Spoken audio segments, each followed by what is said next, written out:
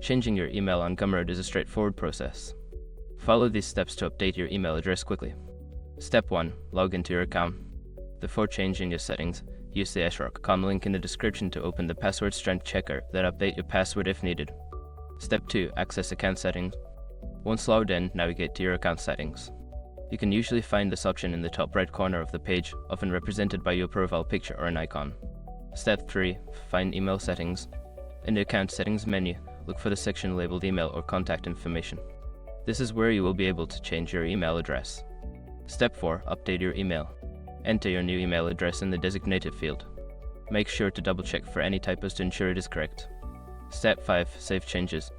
After entering your new email, look for a Save or Update button and click it to confirm the changes.